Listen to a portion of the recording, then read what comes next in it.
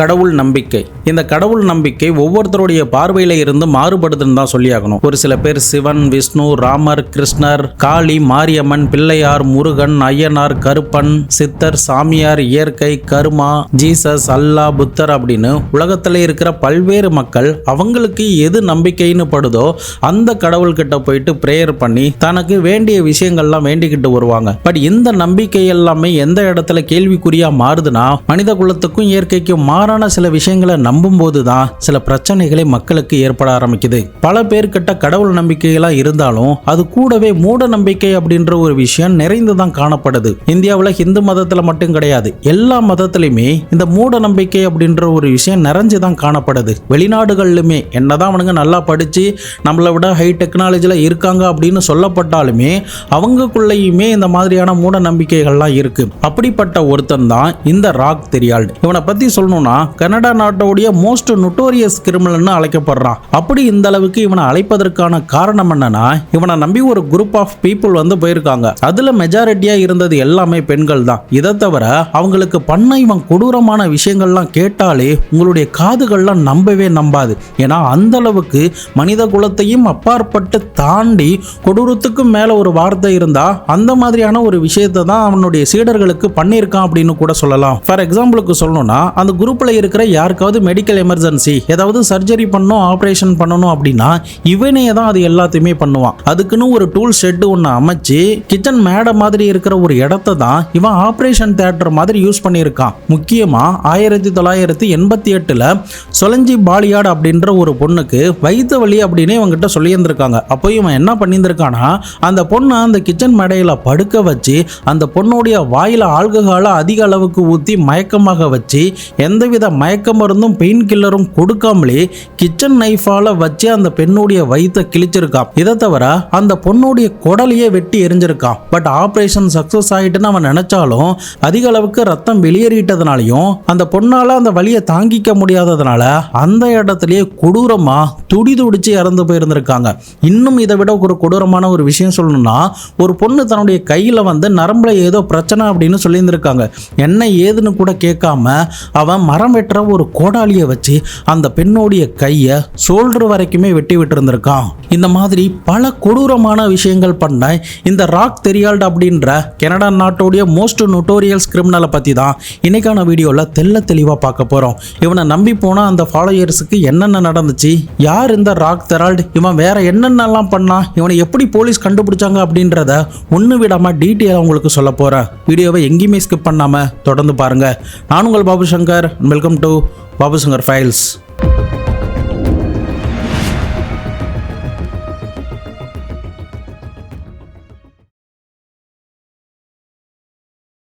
யூடியூப்ல உங்களுக்கு நோட்டிஃபிகேஷன் வரலனா நம்ம சேனலுக்காக டெலிகிராம் சேனல், வாட்ஸ்அப் சேனல் உருவாக்கியிருக்கோம். இங்கே வீடியோ ரிலீஸ் ஆனதுமே நான் அங்கே அப்டேட் பண்ணிடுவேன். ஸோ நீங்கள் எந்த வீடியோமே மிஸ் பண்ணாமல் பார்க்கலாம். மறக்காமல் ஃபாலோ பண்ணிக்கோங்க. லிங்க் டிஸ்கிரிப்ஷனில் இருக்குது.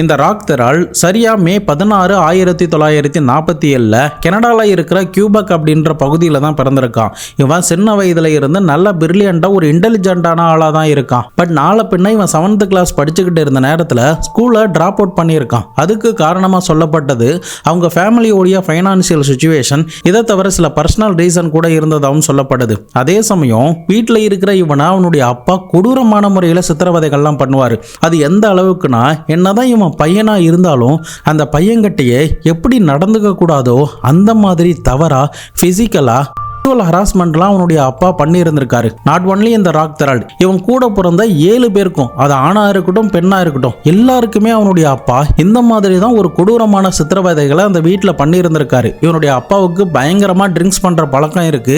அதே சமயம் இவர் கேத்தோலிக் ஃபேமிலிங்கிறதுனால மத நம்பிக்கையும் அதிகமா இருந்ததுனால அந்த பசங்களை பயங்கரமா ஸ்ட்ரிக்டா வளர்க்க ஆரம்பிச்சாரு. அது கூடவே பல கொடூரங்கள்லாம் கூட பண்ண ஆரம்பிச்சாரு. அந்த பசங்களை வேலை வாங்குறது, அப்படி ஒரு வேலை சரியா செய்யலன்னா அவங்கள கட்டி கட்டி வச்சு அடிக்கிறது, கம்பியை சுட வச்சு அவங்களுடைய நெஞ்சில பட வைக்கிறது அப்படின்னு பல சித்திரவதைகள்லாம் பண்றாரு. இப்படி இருந்த நேரத்துல தான் இவனுக்கு 13 வயசு இருக்கிற நேரத்துல சின்ன சின்ன வேலைகளை அந்த ஊர்ல பார்த்துக்கிட்டு வரான். மேற்கொண்டு இவனுடைய பிறப்பு சம்பந்தமா என்ன சொல்லப்படுதுன்னா, இவனுடைய அப்பா ஒரு நாள் குடிச்சிட்டு வந்து அவங்களுடைய அம்மாவை வலுக்கட்டாயமா பண்ணதன் மூலியமா தான் இவன் பிறந்தான் அப்படின்ற மாதிரி கூட சொல்லப்படுது. பட் அதுக்கான சரியான எவிடன்ஸ் எதுவுமே கிடையாது. பட் பின்னாட்கள்ல போலீஸ் கிட்ட இப்படிப்பட்ட ஒரு ஸ்டேட்மெண்ட் தான் கொடுத்திருந்திருக்கான். எப்படி போய்கிட்டு இருந்த நேரத்துல தான் இவனுக்கு 20 வயது இருக்கிற நேரத்துல பிரான்சிஸ் கிரேனியர் அப்படின்ற ஒரு பொண்ணு கூட திருமணம் ஆகுது. ஒரு வழியா நம்முடைய அப்பா கிட்ட இருந்து தப்பிச்சிட்டோம், இதுக்கப்புறம் எந்த பிரச்சனையும் கிடையாது, நாம இனிமே நம்ம லைஃபை பார்க்கலாம் அப்படின்னு சொல்லிட்டு சந்தோஷமா அந்த திருமண வாழ்க்கையை தொடர்ந்து இருக்கான்.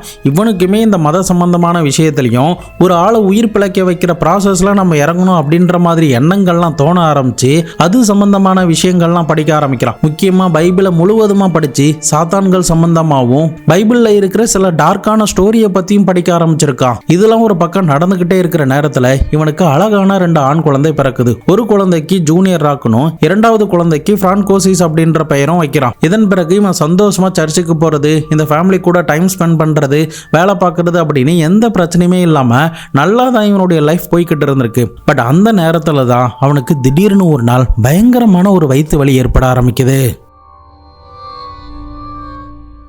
இந்த வயிற்று வலி காரணமா பக்கத்தில் இருக்கிற ஒரு ஹாஸ்பிட்டலில் கொண்டே காட்டுறான். அப்போ டாக்டர் அவனை சோதித்து பார்த்துட்டு என்ன சொல்றாங்கன்னா, உனக்கு வந்து அல்சர் கொஞ்சம் ஹெவியா இருக்கு, அதனால தான் வயிறு வலிக்குது, நீ ட்ரிங்க்ஸ் பண்ணக்கூடாது, சிட்ரிக் ஆசிட் இருக்கக்கூடிய எந்த ஒரு ஃப்ரூட்ஸுமே சாப்பிடக்கூடாது அப்படின்ற மாதிரி டாக்டர் சொல்றாங்க.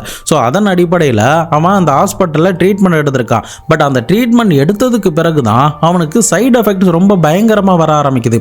இதன் காரணமாக இந்த வலி இருக்கக்கூடாது அப்படிங்கிறதுக்காக மறுபடியுமே அவன் பயங்கரமாக ட்ரிங்க்ஸ் பண்ண ஆரம்பிக்கிறான். அந்த பெயின் எப்போதும் இருக்கக்கூடாது அப்படிங்கிறதுக்காக முழு நேரமும் தன்னை போதையிலேயே தான் வச்சுக்கிட்டு இருக்கான். அவனுடைய மனைவி கிட்டையும் பயங்கரமா சண்டை போடுறான். ஒருவேளை மனைவி அவங்க கிட்ட எதிர்த்து பேசினா கூட அந்த மனைவியோடைய விரலை கட் பண்ணி விடுறது, அவங்கள அடிக்கிறது, முடிய பிடுங்கிறது அப்படின்னு பல சித்திரவதை டார்ச்சர்கள்லாம் பண்ணி இருந்திருக்கான். இதன் காரணமா அந்த பொண்ணு வந்து இனிமே உங்ககிட்ட என்னால வாழ முடியாது, நான் இங்கிருந்து போயிடுறான், ஆள விடுறா சாமி அப்படின்னு சொல்லிட்டு அவங்க கிட்ட டிவோர்ஸ் வாங்கிட்டு அந்த குழந்தையுமே அவங்க கிட்ட விட்டுட்டு இந்த பொண்ணு மட்டும் தனியா கிளம்பி போயிருக்காங்க. பட் இவங்க கிளம்பி போறதுக்கு இன்னொரு காரணம் என்னன்னா, இவனுக்கு கிசல் அப்படின்ற ஒரு பொண்ணு கூட ரிலேஷன்ஷிப் இருந்திருக்கு. இந்த ரிலேஷன்ஷிப்பை இவன் சீக்கிரட்டா மெயின்டைன் பண்ணிட்டு வந்திருக்கான். அது வந்து இவனுடைய முதல் மனைவிக்கு தெரிய வந்து அதை பத்தி கேட்கும்போது தான் டார்ச்சர்ஸா அதிகமா பண்ணிக்கிட்டே வந்திருக்கான். இதனால தான் இவனை டிவோர்ஸ் பண்ணிட்டு இவங்க தனியா போறாங்க. இன்னொரு பக்கம் இதுக்கப்புறம் கிசலை மீட் பண்றதுக்கு நமக்கு எந்த பிரச்சனையும் இல்லை அப்படின்னு சொல்லிட்டு அடிக்கடி அந்த பொண்ணை போய் மீட் பண்றது. அதுக்கப்புறம் 1977 செவன் டே அட்வென்டிஸ்ட் என்ற சர்ச்சில் போயிட்டு இவங்க 2 பேரும் திருமணம் கட்டி இருந்திருக்காங்க. பட் அந்த திருமணம் முடிந்ததுக்கு பிறகு அதே சர்ச்சில் வந்து ஒரு குரூப் ஒன்று ஸ்டார்ட் பண்றான். அந்த குரூப்ல அவனுடைய கொள்கையா என்ன இருந்திருக்குன்னா, யாரும் ஸ்மோக் பண்ணக்கூடாது, யாரும் ட்ரிங்க்ஸ் பண்ணக்கூடாது, ஹெல்த்தியான ஃபுட்டை மட்டும் சாப்பிட்டு ஒரு ஆரோக்கியமான வாழ்க்கையை வாழணும், அதுக்காக தான் இந்த குரூப் வந்து ஸ்டார்ட் பண்ணப்பட்டிருக்கு அப்படின்னு சொல்லி இருந்திருக்கான். மேற்கொண்டு இந்த குரூப்ல அவன் மக்களை எப்படி கவர்ந்து இழுக்கிறானா, இவனுக்கு அந்த அப்ரண்டிஸ் ஆபரேஷன் நடந்துச்சுல, அந்த நேரத்தில் அந்த ட்ரீட்மெண்டோடைய சைடு எஃபெக்ட்ஸ்னால நிறைய மெடிக்கல் சம்பந்தமான புக்ஸ்லாம் வாங்கி சில மெடிசன் பத்தியும் சர்ஜரி பத்தியும் வெறுமன படிச்சிருந்திருக்கான். பட் மற்றபடி அவன் எங்கேயுமே பிராக்டிஸ் பண்ணது கிடையாது. ஸோ இதெல்லாம் எடுத்து அந்த மக்கள் கிட்ட பேசும்போது ரொம்பவே புத்திசாலியான ஆளு போல இவர் கூட நம்ம சேர்ந்து இவருடைய குரூப்ல ஜாயின் பண்ணலாம் அப்படின்னு நினைச்சிருக்காங்க. அதன் அடிப்படையில் முழுவதுமா அவனை நம்பி போன அந்த குரூப்ல இருக்கிற ஆட்கள் ஒரு நாள் 1977 ஒரு ஹில் ஸ்டேஷனுக்கு ட்ரிப்புக்காக போயிருந்திருக்காங்க. அந்த நேரத்தில் அங்க இருக்கிற ஆட்கள் கிட்ட இவன் என்ன பண்ணியிருந்திருக்கானா, எனக்கு வந்து திடீர்னு கண்ணுல ஏதோ ஃபிளாஷ் மாதிரி அடிக்குது, இதுல இருந்து எப்படி வருதுன்னு தெரியல அப்படின்னு அழுதபடியா மண்டி போட்டு ஏதோ அவங்க கிட்ட கடவுள் வந்து பேசுற மாதிரியும் நான் கடவுளுடைய தூதுவன் அப்படின்ற மாதிரியும் ஒரு டிராமாவை அங்க இருக்கிற தன்னுடைய ஃபாலோவர்ஸ் கிட்ட நடத்தி இருந்திருக்கான். ஸோ இதெல்லாம் பார்த்து அங்க இருந்தவங்க எல்லாருமே அவனை முழுவதுமா நம்பி உண்மையிலேயே வந்து கடவுளுடைய தூதுவன், கடவுளுடைய மெசேஞ்சர் அப்படின்னு நம்ப ஆரம்பிச்சாங்க. இதுக்கப்புறம் தான் இவன் மேல நிறைய நம்பிக்கை வர ஆரம்பிச்சு இவனை பத்தின விஷயங்கள் எல்லாமே மெல்ல மெல்லமா சுத்து வட்டாரத்தில் பரவ ஆரம்பிச்சுது. அதே சமயம் இவன் என்ன சொல்லி இருந்திருக்கானா, கடவுள் வந்து உங்களுக்கு இருக்கிற பிரச்சனைகளையும் நோய்களையும் தீர்க்கிறதுக்காக தான் என்ன வந்து இங்க அனுப்பியிருக்காரு, நான் உங்களுக்கு கரெக்டான ட்ரீட்மெண்ட்லாம் கொடுப்பேன் அப்படின்ற மாதிரி சொல்லி இருந்திருக்கான். அதே சமயம் அவனுடைய குரூப்போடைய பெயரை ஆன்டி ஸ்மோக்கிங் ப்ரொமோஷன் குரூப் அப்படின்னு மாத்திருக்கான். அதன் அடிப்படையில் நிறைய பேர் அவன் கூட வந்து சேர்றாங்க. அவன் எந்த அளவுக்கு அங்க இருக்கிற மக்களை வந்து ஈர்த்து இருந்திருக்கானா, அவங்களுடைய சொத்துக்களை வித்து அவங்க கிட்ட பணமா கொடுக்கறதா இருக்கட்டும், அவங்க வச்சிருக்கிற ஜுவல்ஸ் சேவிங்ஸ் அப்படின்னு எல்லாத்தையுமே இவங்க கிட்ட வந்து கொடுக்க ஆரம்பிச்சு நாங்க இனிமே உங்க கூடவே இருக்கோம் அப்படின்ற மாதிரி அளவுக்கு எல்லாருமே மேனிபுலேட் பண்ணி பிரெயின் வாஷ் பண்ண ஆரம்பிச்சிருக்கான். இதுல நிறைய பேர் படிச்சவங்க, சில நர்சஸ்லாம் கூட இருந்திருக்காங்க. பட் மெஜாரிட்டி மெஜாரிட்டியா பெண்கள் இருந்ததுனால முழுக்க முழுக்க அவங்க எல்லாருமே ஈஸியா அவன் பிரெயின் வாஷ் பண்ணி இருந்திருக்கான். நாட்கள் ஆக ஆக இவன் மேலே அந்த கிரேசினஸ் வந்து அதிகமாகிக்கிட்டே போகுது. ரொம்ப எக்ஸ்ட்ரீமாக நம்ம ஊரில் எப்படி ஒரு சினிமா ஆக்டர்ஸ் மேலேயும் கிரிக்கெட் பிளேயர்ஸ் மேலேயும் ஒரு கிரேசினஸ் இருக்குமோ அந்த மாதிரி ஏன் எதுக்குன்னே தெரியாத அளவுக்கு அந்த பெண்களை பிரெயின் வாஷ் பண்ணி தான் மேலே ஒரு கிரேசினஸை அவன் கிரியேட் பண்ணி இருந்திருக்கான். இதை தவிர அவன் ஒரு கிளினிக் ஒன்று ஸ்டார்ட் பண்ணி அவங்களுக்கு ஆர்கானிக் ஃபுட்டு கொடுக்கறது, அதே சமயம் ட்ரிங்க்ஸ் பண்ணக்கூடாது, ஸ்மோக் பண்ணக்கூடாது அப்படின்னு ஒரு ஸ்ட்ரிக்டான ரூல்ஸ் போட்டும் இது கூடவே மத சம்பந்தமான பல மூட நம்பிக்கைகள் எல்லாத்தையுமே அவங்களுக்குள்ள இவன் விதைக்க ஆரம்பிச்சிருக்கான். இதை தவிர அந்த குரூப்புக்கு இவன் தான் ஒரு ஹெட் மாதிரியும் ஒரு கிங் மாதிரியும் ஒரு பாவனையை உருவாக்குறான். அதே சமயம் அவனை ஃபாலோ பண்ற அந்த ஆட்களுக்கு யூனிஃபார்ம்லாம் கொடுத்து ஒரு ஸ்ட்ரிக்டான ஒரு கல்ட் குரூப்பா அதை நடத்திக்கிட்டே வரான். இந்த நேரத்துல தான் இவனை ஃபாலோ பண்ற ஜெரால்டின் அப்படின்ற ஒரு பொண்ணுடைய லைஃப்ல ஒரு கொடூரமான விஷயமே நடக்க போகுது. இந்த ஜெரால்டின் பயங்கரமா லுக்கிமியா நோயால பாதிக்கப்பட்டிருந்திருக்காங்க. இதுக்காக ஹாஸ்பிட்டல்ல அவங்க ட்ரீட்மெண்ட் எடுத்துக்கிட்டு இருக்காங்க. இதனால ஜெரால்டினுடைய குடும்பத்தார்கள் இந்த ராக் கிட்ட வந்து சொல்லி அவளை எப்படியாவது காப்பாத்துங்க அப்படின்ற மாதிரி சொல்றாங்க. அதன் அடிப்படையில் அவர் ஹாஸ்பிட்டலுக்கு வந்து பார்த்துட்டு இவளுக்கு இனிமே இந்த ட்ரீட்மெண்ட்லாம் தேவைப்படாது, நம்முடைய கிளினிக்கு கூட்டுவாங்க, நாங்கள் கொடுக்குற அந்த ஆர்கானிக் ஃபுட்டு அதுக்கப்புறம் அந்த கிரேப் ஜூஸ் சாப்பிட்டாலே போதும், இவளுடைய நோய்கள் எல்லாமே சரியாயிடும் அப்படின்னு சொல்லியிருந்திருக்கான். அதன் அடிப்படையில் அந்த ஜெரால்டினை தன்னுடைய கிளினிக்கு கூட்டு வந்து இவன் தயாரிக்கிற அந்த ரெமிடிஸை பயன்படுத்தி அந்த பொண்ணுக்கு ஆர்கானிக் ஃபுட்டெல்லாம் கொடுக்கப்படுது. பட் என்னதான் அப்படி கொடுத்தாலுமே அவங்களுடைய உடம்புல எந்த ஒரு இம்ப்ரூவ்மெண்ட்டுமே இல்லை. நாளாக நாளாக அந்த பொண்ணுடைய நிலைமை ரொம்பவே மோசமாகிக்கிட்டே போகுது. ஒரு கட்டத்தில் அந்த பொண்ணு அங்கேயே இறந்து போயிடுறாங்க. பட் அந்த நேரத்தில் அவனை ஃபாலோ பண்ணுற அந்த ஆட்கள் கிட்ட என்ன சொல்கிறான்னா, இவ இறந்து போயிட்டா, பட் நான் உயிர் பிக்கிற ப்ராசஸ்லாம் இறங்கினேன், அதன் அடிப்படையில் அந்த பொண்ணு உயிர் பிழைச்சி பெட்டில் எழுந்து உக்காந்தா, அதுக்கப்புறம் என்கிட்ட கடவுள் வந்து காட்சி அளிச்சாரு, நீ வந்து அவளை போக விடணும், அவளுக்கான டைம் வந்து முடிஞ்சிருச்சு, அவளை நீ ஸ்டாப் பண்ணாத, அதனால இந்த ப்ராசஸில் நீ பண்ண வேணாம் அப்படின்னு சொன்னார். ஸோ அதனால் நான் அதை ஸ்டாப் பண்ணதுமே அவளுடைய உயிர் அவளுடைய உடம்புல இருந்து பிரிஞ்சு போயிடுச்சு அப்படின்னு தன்னுடைய ஃபாலோயர்ஸ் கிட்ட இந்த கட்டுக்கதைகள்லாம் சொல்லியிருந்திருக்கான். இதை எல்லாத்தையுமே அந்த முட்டாள்தனமான கூட்டம் நம்ப ஆரம்பிச்சு இவனை ஒரு புனிதமான ஒரு ஆளா அந்த இடத்துல இருந்து பார்க்க ஆரம்பிச்சாங்க. இப்படியே நாளாக நாளாக இவனை முழுவதுமா நம்பி அவன் என்ன சொல்றானோ அதை மட்டும் கேட்கிற மாதிரியான ஒரு மந்தை மாடுகள் மாதிரி மாற ஆரம்பிச்சிட்டாங்க. இன்னொரு பக்கம் இவன் என்ன நினைச்சிருக்கானா, இவன் திருமணம் பண்ணான்னு சொன்னால அந்த செவன்த் டே சர்ச்சு, அந்த சர்ச்சோடைய தலைவர் ஆகணும் அப்படின்னு ஆசைப்பட்டான். பட் அந்த சர்ச்சோடைய பிரதான ஆலயத்தில் இருக்கிறவங்கள என்ன சொல்லிடுறாங்கன்னா, இவனை இதுக்கு மேல விட்டு வச்சா ரொம்பவே டேஞ்சரா இருக்கும், அதனால இவனை இந்த செவன்த் டே சர்ச்சுக்குள்ளேயே வரக்கூடாது அப்படின்னு சொல்லிட்டு முழுவதுமா அவனை சர்ச்சை விட்டு துரத்தி இருந்திருக்காங்க. பட் இதை இவன் வந்து தன்னுடைய ஃபாலோயர்ஸ் கிட்ட எந்த மாதிரி கதை கட்டுறானா, 1979 பிப்ரவரி மாசத்துல உலகம் அழிய போகுது, அதனால நம்ம எல்லாரும் வேற ஒரு இடத்துக்கு போகணும் அப்படின்னு சொல்லிட்டு அந்த கியூபக் அப்படின்ற இடத்துல இருந்து ரொம்ப தூரத்துல இருக்கிற ஒரு காட்டு பகுதிக்கு, மக்கள் நடமாட்டம் இருக்கிற இடத்துல இருந்து 100 கிலோமீட்டர் தள்ளி ஒரு காட்டு பகுதி கிட்ட இவனுடைய அந்த குரூப் எல்லாம் அழைச்சிட்டு போயிட்டு அங்க புதுசா வீடு கட்டுறது, அவங்களுக்கு உண்டான சாப்பாடு சமையல்கள்லாம் பண்றது அப்படின்னு ஒரு புது ஆர்கனைசேஷனையும் ஒரு மடம் மாதிரியான ஒரு செட்டப்பையும் அங்க ஸ்டார்ட் பண்ணி இருந்திருக்கான்.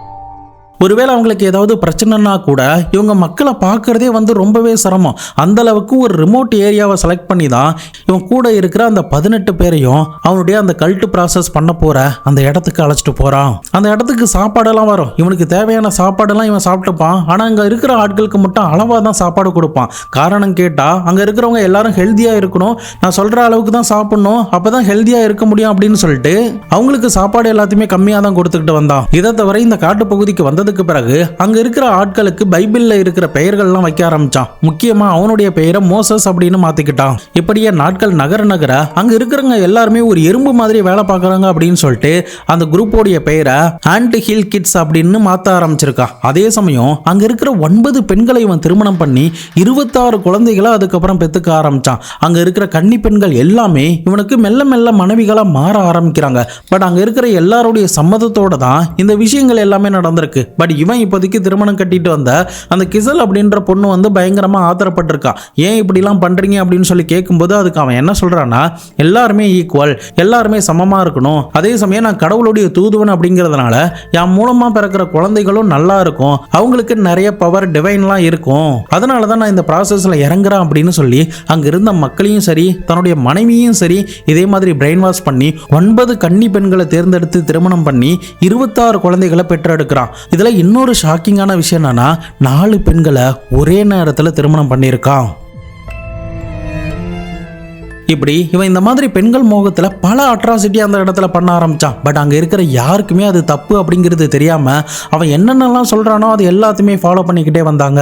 நாட்கள் ஆக ஆக அந்த இடத்துல பாப்புலேஷன் அதிக ஆரம்பிக்குது. அதே சமயம் ஒரு பக்கம் இவனுக்கு கோபம் அதிகமாக அங்க இருக்கிற அவன் பெத்த பிள்ளைகளை கண்ணா பின்னான்னு அடிக்கிறது, செவுள்ள அரைகிறது, எட்டி உதைக்கிறது, கைத்துல தொங்க விடுறது, மேற்கொண்டு அந்த இடத்துல இருக்கிறவங்க யாராவது தப்பு பண்ணா மரத்துல கைத்துல தொங்க விட்டு, அதுவும் நிர்வாணமா தொங்க விட்டு கல்லை விட்டு அடிக்க விடுறது, அது கூடவே முடிய உயிரோடு இருக்கும்போதே புடுங்கிறது, நகத்தை வெட்டுறது, விரலை வெட்டுறது அப்படின்னு பல சித்திரவதைகள் பண்ண ஆரம்பிச்சான். இதை தவிர இன்னொருத்தருடைய மலத்தை சாப்பிட வைக்கிறது, யூரினை சாப்பிட வைக்கிறது, சாப்பாடு கொடுக்காம பல நாள் ஒரு இடத்துல அடைச்சி வைக்கிறது. இதை தவிர ஒருவேளை அவங்களுக்கு காயம் ஏற்பட்டா அவங்களுக்கு உண்டான எந்த ட்ரீட்மெண்ட்டுமே கொடுக்காம ஒரு ரூமுக்குள்ளேயே அடைச்சி வைக்கிறது அப்படின்னு பல சித்திரவதைகளை மெல்ல மெல்லமா அந்த குரூப்ல இருக்கிற ஆட்களுக்கு பண்ண ஆரம்பிச்சான். இதை தவிர கொடூரமான ஒரு விஷயம் என்னன்னா, அந்த காயம் ஏற்பட்டவங்களுக்கு கொஞ்ச நாட்கள்ல ட்ரீட்மெண்ட் கொடுக்கலனா அந்த புண்கள் எல்லாமே சீல் பிடிக்க ஆரம்பிச்சு கவுச்சி வாடைகள்லாம் அடிக்க ஆரம்பிச்சது. பட் அப்பவுமே எந்தவித கருணையுமே காட்டாம அவங்களுக்கு எந்தவித ட்ரீட்மெண்ட்டுமே கொடுக்காம இந்த மாதிரி பலவிதமான முறையில் சித்திரவதைகள் பண்ண ஆரம்பிச்சான். மேரிசி என்ற ஒரு பொண்ணு வந்து ஜேகேஸ் அப்படின்ற தன்னுடைய கணவர் கூட தான் இவனுடைய குரூப்ல வந்து ஜாயின் பண்ணியிருக்காங்க. அப்போ அவங்களுடைய கணவர் கிட்ட அவங்க என்ன சொல்றாங்கன்னா, நாம இனிமேல் இங்க இருக்க வேண்டாம், ஏதோ தப்பா நடக்கிற மாதிரி இருக்கு, நம்ம இங்க இருந்து எஸ்கேப் ஆகி போகலாம் அப்படின்னு சொல்றாங்க. பட் இதை உடனடியாக ஜேக்கஸ் இந்த ராக் கிட்ட போயிட்டு சொல்லியிருந்திருக்கான். அதன் அடிப்படையில் அந்த பொண்ணை போட்டு பயங்கரமா அடிச்சு சித்திரவதை பண்ண ஆரம்பிச்சான். அதே சமயம் கை கால்கள் எல்லாத்தையுமே கட்டி காலையுமே கட்டி அவனுடைய கணவன் கிட்டேயே ஒரு கோடாலியை கொடுத்து அவ கால் விரல்களை வெட்ட சொல்லி உத்தரவு போட்டிருந்திருக்கான். அதன் அடிப்படையில் அந்த ஜாக்கஸுமே அந்த கோடாலியால தன்னுடைய சொந்த மனைவியோடைய விரல்களை வெட்டி இருந்திருக்கான். அந்த அளவுக்கு மூட நம்பிக்கையோட இவன் என்ன சொல்றானோ அது எல்லாத்தையுமே அங்க இருக்கிறவங்க கேட்க ஆரம்பிச்சாங்க. இன்னொரு பக்கம் எல்லாருக்கும் பயம் ஏற்பட்டுச்சு, இவனை மீறி நம்மளால எதுவுமே பண்ண முடியாது, அதனால அவன் என்ன சொல்றானோ அதை எல்லாத்தையுமே பண்ணிட்டு போயிடலாம் அப்படின்ற மாதிரி தான் அட்ஜஸ்ட் பண்ணி அங்க வாழ ஆரம்பிச்சுக்கிட்டே வந்தாங்க. பட் இந்த நேரத்துல தான் 1979 உலகம் அழிய போகுது அப்படின்னு சொல்லி தானே இந்த குரூப்பை கூப்பிட்டு வந்தான். அப்போ அங்க இருந்த ஆட்களுக்கு சில சந்தேகங்கள் எழ ஆரம்பிக்குது. அந்த வருஷத்தையுமே நம்ம தாண்டிட்டோம், அந்த மாதத்தையுமே தாண்டிட்டோம், ஆனா உலகம் வந்து அழியவே இல்லையே, ஏன் அழியல அப்படின்னு சொல்லிட்டு அவங்க கிட்ட கேள்வி கேட்டிருக்காங்க. அப்போ அவன் என்ன சொல்றானா, நம்முடைய டைம்லைன் வந்து வேற, கடவுளுடைய டைம்லைன் வந்து வேற, அதனால அவருடைய டைம்லைன் படி 1979 எப்போ வருதோ அப்போதான் வந்து இந்த உலகம் அழிய போகுது அப்படின்ற மாதிரி அங்க இருந்தவங்க எல்லார்கிட்டயுமே சொல்லி இருந்திருக்கான். இன்னொரு பக்கம் இவனுடைய குரூப்ல இருக்கிற அந்த ஆட்களுடைய பேரண்ட்ஸ் எல்லாமே தேட ஆரம்பிச்சாங்க. அதன் அடிப்படையில் சில பேர் போலீஸ் கிட்டலாம் போயிட்டு கம்ப்ளைண்ட் கொடுத்தாங்க. போலீஸுமே இவன் நடத்துற அந்த இடத்த வந்து பார்த்ததுக்கு பிறகு இவனை சைக்கார்டிஸ்ட் கிட்ட கொண்டு போகணும் அப்படின்னு சொல்லி அவனுக்கான சில ட்ரீட்மெண்ட்லாம் கொடுக்கப்படுது. பட் அந்த சைக்கார்டிஸ்ட் கிட்டயுமே உங்களுடைய ஹாஸ்பிட்டலுக்கு யாராவது தீர்க்க முடியாத ஆள் வந்து இருந்தாங்கன்னா அவங்கள என்னுடைய கிளினிக் அனுப்புங்க, நான் என்கிட்ட இருக்கிற அந்த ஆர்கானிக் ஃபுட் மூலியமா அவங்கள சரி பண்ணுவேன் அப்படின்ற அளவுக்கு பிரெயின் வாஷ் பண்ணி இருந்திருக்கான். அதன் அடிப்படையில் 1980 அந்த சைக்கார்டிஸ்ட் கிட்ட வந்த ஒரு 23 வயசு பையனை அவரால் குணப்படுத்த முடியல அப்படின்னு சொல்லிட்டு இந்த ராக் கிட்ட அந்த பையனை அனுப்பி வைக்கிறாரு. பட் அந்த பையன் இங்க நடக்கிற விஷயங்களை பார்த்துட்டு பயங்கரமா மிரண்டு போயிருந்திருக்கான். 3-4 வருஷத்துக்கு அப்புறம் புதுசா ஒரு ஆள் ஜாயின் ஆகிறது. அப்போதான் அது வரைக்குமே வெளியாட்கள் யாரையுமே அந்த குரூப்புக்குள்ள சேர்க்கவே இல்லை. இதை தவிர அந்த ஹாஸ்பிட்டலுக்கு அவன் போயிட்டு வந்ததுக்கு பிறகு பயங்கரமா மறுபடியுமே ட்ரிங்க்ஸ் பண்ண ஆரம்பிச்சான். அதே சமயம் மீட் சாப்பிட்றது, ஸ்மோக் பண்றது அப்படின்னு இந்த மாதிரி விஷயங்கள் எல்லாத்தையுமே பண்ண ஆரம்பிச்சான். எந்தெந்த விஷயங்கள்லாம் பண்ணக்கூடாதுன்னு இவன் தன்னுடைய ரூலா போட்டு வச்சிருந்தானோ அது எல்லாத்தையுமே பிரேக் பண்ணி ஒரு சைக்கோ மாதிரி மாற ஆரம்பிச்சான். முக்கியமா அங்க இருந்த எல்லார்கிட்டையுமே இதெல்லாம் பண்ணாதப்பே பயங்கர சைக்கோ மாதிரி இருப்பான். பட் இந்த ட்ரிங்க்ஸ் எல்லாம் பண்ணிட்டு இவன் எந்த அளவுக்கு ஒரு மிருகத்தனமா நடந்திருப்பான்னு பார்த்துக்கோங்க.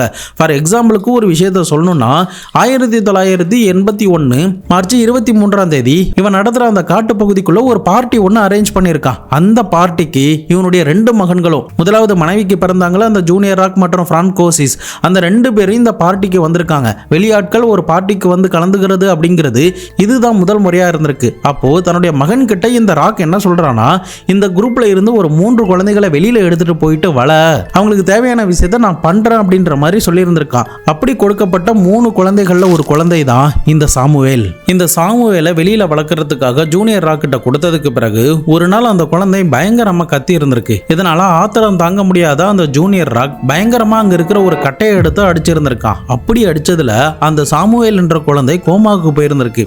இதை தெரிஞ்சுக்கிட்ட இந்த ராக் வந்து உடனடியாக அந்த குழந்தைக்கு நான் ட்ரீட்மெண்ட் பண்றேன் அப்படின்னு சொல்லிட்டு இவனுடைய அந்த ஆபரேஷன் தியேட்டருக்கு அழைச்சிட்டு போயிருந்திருக்கான். அப்போ இவன் என்ன சொல்லி இருந்திருக்கானா, சர்க்கம்சிஷன் பண்ணா அந்த குழந்தைய கோமால இருந்து வெளியில கொண்டு வர முடியும் அப்படின்னு நினைச்சிருக்கான். இந்த சர்க்கம்சிஷன் அப்படின்னா என்னன்னா, ஆண்களுடைய பிரைவேட் பார்ட்ல இருக்கிற மேல் தோலை உரிச்சு சுனத் மாதிரி பண்ணுவாங்களே, அந்த மாதிரியான ஆபரேஷனை இந்த சாமுவேலுக்கு பண்ணா கோமால இருந்து வெளியில வந்துருவான் அப்படின்னு நினைச்சிருக்கான். அதன் அடிப்படையில் தன்னுடைய ஷெட்டுக்கு கூட்டு வந்ததுக்கு பிறகு அந்த குழந்தையுடைய வாயில ஆல்கஹாலை ஊத்தி இருக்கான். அதே சமயம் நரம்பு மூலியமா எத்தனால் ஏத்துறது, இதை தவிர எந்த ஒரு சர்ஜிக்கல் நைஃபும் பயன்படுத்தாம வீட்டில் இருக்கிற அந்த கிச்சன் நைஃபாலேயே அந்த குழந்தையுடைய பிரைவேட் பார்ட் தோலை வெட்டி இருக்கான்.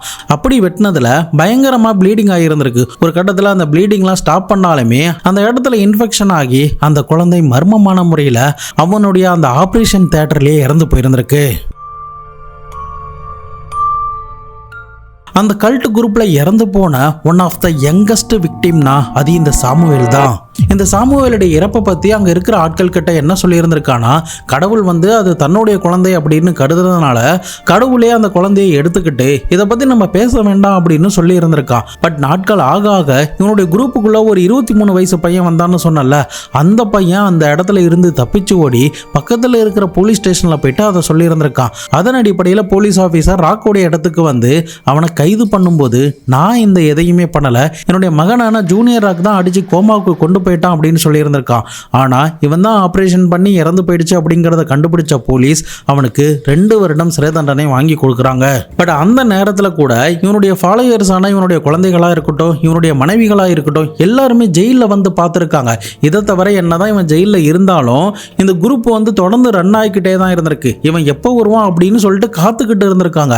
அந்த மாதிரி காத்துக்கிட்டு இருந்தா அந்த முட்டாள் கூட்டம் 2 வருஷம் கழிச்சு அவன் வந்ததுக்கு பிறகும் கூட எப்படி அவன் மேல பழைய மாதிரி நம்பிக்கையும் மரியாதையும் வச்சிருந்தாங்களோ அதே மாதிரியான ஒரு நம்பிக்கையும் மரியாதையும் தான் அவன் ஜெயில இருந்து ரிலீஸ் ஆகி வரப்பையுமே கொடுத்திருந்திருக்காங்க. இப்படியே காலம் உருண்டோடிக்கிட்டே இருக்கு. சரியா 1988 சொலஞ்சி பாயில்யார்டு அப்படின்ற இவனுடைய இன்னொரு மனைவிக்கு திடீர்னு வயிற்று வலி பயங்கரமா ஏற்பட்டிருந்திருக்கு. இதனால ஹாஸ்பிட்டல்ல வெளியில கொண்டே காட்டலாம் அப்படின்னு கூட சொல்லி இருந்திருக்காங்க. பட் அந்த நேரத்தில் இவன் என்ன சொல்றானா, ஹாஸ்பிட்டல்லாம் வேணாம், நானே ட்ரீட்மெண்ட் பண்றேன், உனக்கு லிவர் டிசீஸ் பயங்கரமா இருக்கு, அதை சரி பண்ணிடலாம் அப்படின்னு சொல்லிட்டு அவனுடைய ஆபரேஷன் தியேட்டரான அந்த டூல் ஷெட்டுக்குள்ள அழைச்சிட்டு போயிருந்திருக்கான். அங்க அந்த கிச்சன் மேடையில படுக்க வச்சதுக்கு பிறகு அந்த பொண்ணு வாயில ஆல்கஹாலை ஊத்தி இருந்திருக்கான். அதுக்கப்புறம் அந்த பொண்ணுக்கு எந்த ஒரு மயக்க மருந்தோ எந்த ஒரு பெயின் கில்லரும் கொடுக்காம வெறும் சமயக்கட்டில் இருந்த கத்தியை பயன்படுத்தி அதை ஆல்கஹால்ல நினைச்சு அந்த பொண்ணுடைய வயித்தை கிழிக்க ஆரம்பிச்சிருக்கான். அப்படி கிழிக்க ஆரம்பிச்சதுமே அந்த பொண்ணுடைய போதை மயக்கம் எல்லாமே மெல்ல மெல்லமா தெளிய ஆரம்பிச்சு பயங்கரமா வலியில கத்த ஆரம்பிச்சிருக்காங்க. இதை தவிர வயித்தை கிழிச்ச இந்த ராக் அந்த பொண்ணுடைய குடலையுமே வெட்டி வெளியில எடுத்திருந்திருக்கான். ஒரு கட்டத்துல அந்த பொண்ணால உயிர் பழைக்கவே முடியல. துடிக்க வலி தாங்க முடியாம சம்பவ இடத்திலே இறந்து போறாங்க. மேற்கொண்டு அந்த பொண்ணுக்கு நரம்பு வலியா எத்தனாலாம் கூட இவன் ஏத்தி பார்த்திருந்திருக்கான். பட் எதுவுமே பலன் கொடுக்காததுனால அந்த பொண்ணு இறந்து போனதுக்கு பிறகு வெளியில வந்து தன்னுடைய ஃபாலோயர்ஸ் கிட்ட, கடவுள் அவளுடைய நேரத்தை முடிச்சு என்கிட்ட இருந்து பறிச்சுக்கிட்டாரு, எனக்கு ஃபேவரட்டான மனைவியும் அவதான், அவளை நானே கொலை பண்ணிட்டோனோ அப்படின்ற மாதிரி எனக்கு கில்ட்டா இருக்கு, நானும் சாக போறேன் அப்படின்ற மாதிரி அங்க இருக்கிற ஆட்கள் கிட்ட டிராமாலாம் நடத்துறான். ஆனா கடவுள் தான் என்ன நீ சாகக்கூடாது,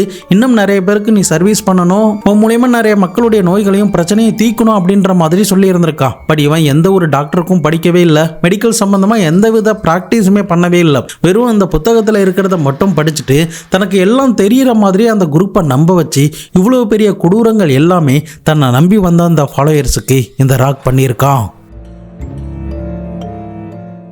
இதுல இன்னொரு ஷாக் என்னன்னா, அந்த பொண்ணு இறக்குற நேரத்துல கர்ப்பமா இருந்திருக்காங்க. இதை தவிர அந்த பொண்ணு மறுபடியுமே மறுபிறவி எடுத்து வரணும் அப்படிங்கிறதுக்காக அந்த பொண்ணுடைய மண்டை ஓட்டை எடுத்து அதுல ட்ரில் பண்ணி அதுக்குள்ள இவனுடைய பிரைவேட் பார்ட்டை விட்டு அவனுக்கு தேவையான அந்த சுய இன்பத்தை பண்ணி இருந்திருக்கான். எப்படிப்பட்ட ஒரு சைக்கோன்னு பார்த்துக்கோங்க.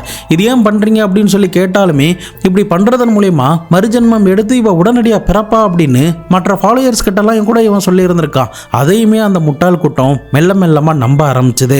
ஆனா இது எல்லாத்தையுமே பார்த்தா இவனுடைய ஒன் ஆஃப் த வைஃபான கேப்ரியலாவுக்கு மட்டும் ஒரு பயம் ஏற்பட ஆரம்பிக்குது. இவங்க 1980 ஒரு நர்ஸா வேலை பார்த்துக்கிட்டு இருந்த நேரத்துல இவனுடைய பேச்சுக்களாலையும் இவனுடைய அந்த கரிஷ்மாவாலையும் ஈர்க்கப்பட்டு இந்த குரூப்ல வந்து ஜாயின் பண்ணி இருந்திருக்காங்க. அதே சமயம் நாளை பின்ன இந்த கேப்ரியலாமே ஒரு கட்டத்துல இவனுடைய மனைவியா ஆனதுக்கு பிறகு அவங்க கூடவே இருக்க வேண்டிய ஒரு சிச்சுவேஷன் ஏற்பட ஆரம்பிக்குது. இதனால அவங்க என்னதான் தப்பிக்கலாம்னு நினைச்சாலும் கூட அவங்களால ராக்கோடைய கண் பார்வையில இருந்து அவங்களால தப்பிக்கவே முடியல. இப்படியே நாட்கள் போய்கிட்டே இருந்த நேரத்துல தான் இந்த பொண்ணு தப்பிக்க முயற்சி பண்றா அப்படின்னு சொல்லிட்டு கூட இருக்கிற சக ஃபாலோவர்ஸ் கிட்டயே சில கொரடு கத்தியெல்லாம் கொடுத்து இந்த பொண்ணுடைய கட்ட விரலெல்லாம் வெட்ட வச்சிருந்திருக்கான். அதே சமயம் முடிய பிடுங்கி விடுறது, நகத்தை கொரடால இழுக்கிறது, பல்ல எந்தவித பெயின் கில்லரும் கொடுக்காம புடுங்கிறது அப்படின்னு பல சித்திரவதைகள் அந்த பொண்ணுக்கு பண்ணியிருந்திருக்கான். இதனால வேற வழி இல்லாம அந்த பொண்ணு எல்லாரும் தூங்கின நேரத்துல ஒரு நாள் அங்கிருந்து எஸ்கேப் ஆகி போறாங்க. அப்படி எஸ்கேப் ஆகி போனவங்க டைரக்டா அங்க இருக்கிற உமன் ஷெட்டருக்கு போயிட்டு நடந்த விஷயங்கள் எல்லாத்தையுமே சொல்லிக்கிட்டு இருக்காங்க. அந்த நேரத்துல இந்த ராக் வந்து அந்த பொண்ணை கண்டுபிடிச்சு அந்த ஷெட்டருக்கு வந்திருக்கான். அப்போ இந்த கேப்ரியலா கிட்ட என்ன சொல்றான்னா, நான் இதை எதுவுமே பண்ணல, எனக்குள்ள இருக்கிற அந்த கடவுள் தான் இது எல்லாத்தையுமே பண்ணது, ஏதோ ஒரு காரணத்துக்காக தான் இது நடக்குது, அதனால நீ இதை பத்தி பெருசா எடுத்துக்காத, நான் உன்னை ரொம்பவே லவ் பண்றேன் அப்படின்ற மாதிரி மறுபடியுமே அந்த பொண்ணை பிரெயின் வாஷ் பண்ணி அவனுடைய இடத்துக்கு அதுக்கப்புறம் கூட்டு போயிருந்திருக்கா. பட் தன்னுடைய இடத்துக்கு கூட்டு வந்த ராக் அதுக்கப்புறம் தான் அந்த பொண்ணுக்கு பல கொடூரமான விஷயங்கள்லாம் பண்ண ஆரம்பிச்சான். ஒரு நாள் பேசிக்கிட்டு இருக்கிற நேரத்துல தன்னுடைய கையில இருக்கிற நரம்புல இருந்து உணர்ச்சிகள் இல்லாத மாதிரி இருக்கு அப்படின்னு சொல்லியிருந்திருக்காங்க. இதை கேட்டதையுமே அவன் என்ன பண்ணியிருந்திருக்கான், பக்கத்துல இருக்கிற கத்தி எடுத்து வேகமா அந்த பொண்ணுடைய கையில குத்திட்டு அதே சமயம் கையை வந்து டேபிள் மேல வச்சு விறகு உடைக்கிறதுக்கு எப்படி கோடாலியை ஓங்கி வெட்டுவோமோ அந்த மாதிரி அந்த பொண்ணுடைய கையை ஷோல்டர்ல வச்சு வெட்டி இருந்திருக்கான். இதை தவிர அந்த பொண்ணுடைய பிரஸ்ட் காம்பு, அவங்களுடைய பிரைவேட் பார்ட்ல தீ வைக்கிறது, அவங்களுடைய வயிற்றுல தீ வைக்கிறது, அவங்க முடிய தீயால பொசுக்கிறது அப்படின்னு பல சித்திரவதைகள் அந்த பொண்ணுக்கு கொடுத்திருந்திருக்கான். ஒரு கட்டத்தில் அந்த பொண்ணுக்கு இந்த மாதிரி காயங்கள்லாம் ஏற்பட்டாலும் அதுக்கான எந்த மெடிசனுமே அவன் கொடுக்கவே இல்லை. ஏற்கனவே இந்த பொண்ணு வந்து ஒரு நர்ஸு, என்னென்ன கொடுக்கணும் அப்படின்னு கூட அவங்களுக்கு தெரியும். ஆனால் அந்த இடத்துல மெடிசன் எதுவுமே இல்லாததுனாலையும் அவங்ககிட்ட இருந்து எந்த ஒரு ட்ரீட்மெண்ட்டும் கிடைக்காததுனாலையும் சரியா சாப்பிடாததுனாலையும் அந்த பொண்ணுடைய காயங்கள் எல்லாமே மெல்ல மெல்லமா அழுக ஆரம்பிச்சு சீ பிடிக்க ஆரம்பிச்சது. இதனால வேற வழி இல்லாம அந்த பொண்ணு மறுபடியுமே அந்த இடத்துல இருந்து தப்பிச்சு போறாங்க. இறுதியா 2 நாட்கள் அந்த காட்டுப்பகுதியில் நடந்து பக்கத்துல இருக்கிற ஒரு ஹாஸ்பிட்டலுக்கு போயிட்டு தனக்கு நடந்த விஷயங்கள் எல்லாமே சொல்றாங்க. மருத்துவர்களும் அந்த பொண்ணு மேல இருந்த காயத்தெல்லாம் பார்த்ததுக்கு பிறகு உடனடியா போலீஸுக்கு தகவல் கொடுக்கறாங்க. அன்னைக்கு இந்த கேப்ரியலா மட்டும் அந்த இடத்துல இருந்து தப்பிச்சு போகலன்னா இப்போ வரைக்குமே அவன் இந்த கல்ட்டுங்கிற பேர்ல பல கொடூரமான இந்த சித்திரவதைகளை அந்த குரூப்ல இருக்கிற எல்லாருக்குமே பண்ணிக்கிட்டு தான் இருப்பான். போலீஸுமே விஷயத்தை சீரியஸா எடுத்துக்கிட்டு இமிடியேட்டா ஒரு டீம் ஃபார்ம் பண்ணி 6 வாரங்கள் அவனை கஷ்டப்பட்டு தேடி அவனுடைய குரூப் மெம்பர்ஸ், அவனுக்கு ஆதரவா இருக்கிற ஆட்கள் அப்படின்னு எல்லாரையுமே கைது பண்றாங்க. இறுதியா இவனுக்கு எதிராக இருக்கிற ஆதாரங்கள் எல்லாமே பர்ஃபெக்டா மேட்ச் ஆனதுனாலையும் சோலஞ்ச் என்ற பெண்ணுடைய கொலை வந்து நிரூபிக்கப்பட்டதுனால இவனுக்கு ஆயுள் தண்டனையை நீதிமன்றம் 1992 கொடுத்திருந்திருக்கு. இவனுடைய பிடியில இருந்த அந்த குரூப்ல இருந்த ஆட்கள் எல்லாரும் பத்திரமா மீட்டெடுக்கப்பட்டு அவங்களுக்கு மெடிக்கல் ட்ரீட்மெண்ட்லாம் கொடுக்கப்பட்டு சம்பந்தப்பட்ட அந்த குடும்பத்தார்கள்கிட்டயே போலீஸ் ஆஃபீஸர் ஒப்படைச்சிருந்திருக்காங்க. இன்னொரு பக்கம் இவன் ஜெயிலில் கம்பி எண்ண ஆரம்பிச்சிருக்கான். அதே சமயம் 2002 பெயிலெலாம் கூட அப்ளை பண்ணியிருந்திருக்கான். பட் அது ரிஜெக்ட் ஆனதுக்கு பிறகு அவன் தன்னுடைய வாழ்நாளில் பெயிலே அப்ளை பண்ணவே இல்லை. தொடர்ந்து இவன் ஜெயிலுக்கு போனாலும் அங்கே இருக்கிற ஆட்களையுமே இதே மாதிரி இன்ஃப்ளூயன்ஸ் பண்ண ஆரம்பிச்சான், மேனிப்புலேஷன் பண்ண ஆரம்பிச்சான், பிரெயின் வாஷ் பண்ண ஆரம்பிச்சான். பட் இதனால ஆத்திரப்பட்ட 60 வயது நேர்ந்த மேத்யூ ஒரு நாள் கத்தியால அவனை கொடூரமான முறையில் செல்லுலேயே குத்தி கொலை பண்ணியிருந்திருக்காரு. அதுக்கப்புறம் அந்த கத்தியை எடுத்துட்டு போய் போலீஸ் கிட்ட கொடுத்து அந்த ஷிட்டு வந்து அங்கதான் படுத்து கிடக்கு, நான் அவனை கொன்னுட்டேன், அவன் என்னையுமே இந்த மாதிரி பிரெயின் வாஷ் பண்ண முயற்சி பண்ணான், அதனால ஆத்திரம் தாங்க முடியாம நான் இதை பண்ணிட்டான் அப்படின்னு போலீஸ் கிட்டே போயிட்டு சரண்டர் ஆயிருந்திருக்காரு.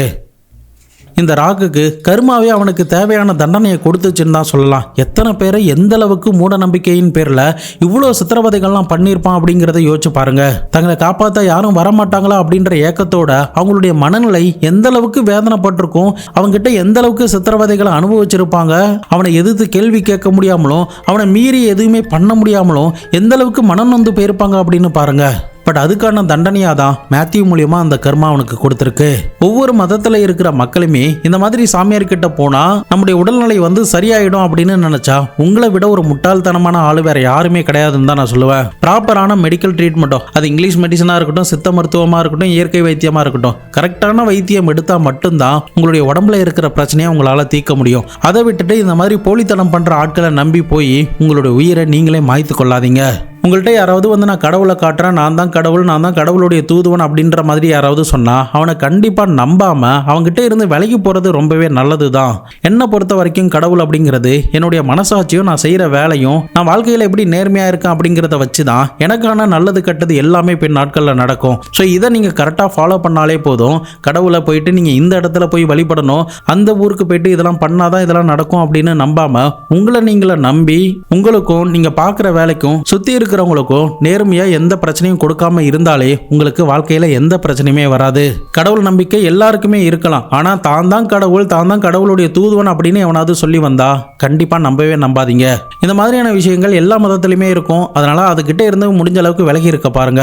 நீங்க இந்த ராக்கோடைய கதை மூலமா என்ன தெரிஞ்சுக்கிட்டீங்க அப்படிங்கிறதையும் இவனை பத்தி என்ன நினைக்கிறீங்க அப்படிங்கிறதையும் மறக்காம கமெண்ட் பாக்ஸ்ல சொல்லுங்க. இதை பத்தி உங்களுடைய நண்பர்களும் தெரிஞ்சுக்கணும்னு நினைச்சீங்கன்னா அவங்களுக்கும் ஷேர் பண்ணி விடுங்க. நாளை மறுநாள் வேற ஒரு கிரைம் கேஸோட வேற ஒரு வீடியோவில் உங்களை வந்து சந்திக்கிறேன். அது வரைக்கும் உங்களிடமிருந்து விடைபெறுவது உங்கள் பாபு சங்கர்.